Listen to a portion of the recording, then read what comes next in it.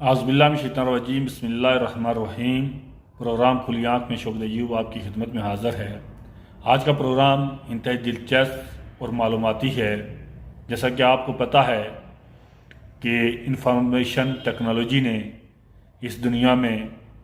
ایک طوفان کھڑا کر دیا ہے، اور اس سے پہلے امریکہ کی ChatGPT نے پوری دنیا کو مصنوعی ذہانت کے میں ہلا کر رکھ دیا تھا، اور وہ لوگ جو ٹی وی پر یا کسی بھی پروگرام میں کچھ نہیں کر سکتے تھے، انہوں نے بھی ChatGPT سے بہترین کالم لکھنا شروع کر دیے تھے، اور پوری دنیا میں اگر آپ کو کسی کے بارے میں انفارمیشن چاہیے تھی تو جسٹ ChatGPT میں آپ اس کو لکھ کر جب انٹر کرتے تھے تو اس کی معلومات آپ کے سامنے آ جاتی تھی۔ لیکن یہ سپر پاور زیادہ دیر تک نہ چل سکی، اور اس کے مقابلے میں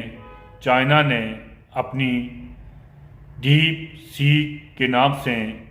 ایک ایپ لانچ کی ہے، اور جو ہی یہ ایپ لانچ کی ہے، امریکہ میں ایک دن میں ڈاؤن لوڈ ہونے والی سب سے زیادہ ایپ ہے۔ اس کے جواب میں صدر امریکہ بھی پریشان ہو گئے، تو انہوں نے ٹویٹ کیا کہ ہمارے سائنسدانوں کو اس کا مقابلہ کرنا چاہیے، اور تقریباً $500 ارب ایک دن میں کما لیا۔ اب کیونکہ چائنا بھی اس سپر پاور کی دوڑ میں آمنے سامنے ہے، اور لوگوں کو اب دنیا کو یہ باور کرا رہا ہے کہ وہ ہر قسم کی ٹیکنالوجی میں امریکہ کا مقابلہ کرنے کے لیے تیار ہے۔ جب ان دونوں ایپس کا موازنہ کیا گیا تو جہاں ChatGPT اور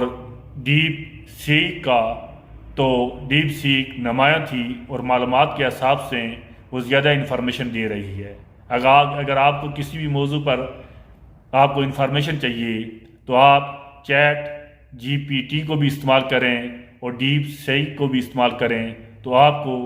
اس کا رزلٹ سب سے بہتر نظر آئے گا۔ لیکن ہم جو پاکستان میں رہ رہے ہیں، پاکستان کی لوگوں کو بھی، پاکستان کے ٹیکنالوجی کے جو ادارے ہیں ان کو بھی سوچنا چاہیے کہ جب دنیا کہاں سے کہاں جا رہی ہے، تو ہم بھی اپنے نوجوانوں کو ٹیکنالوجی کے میدان میں آگے لے کر آئیں۔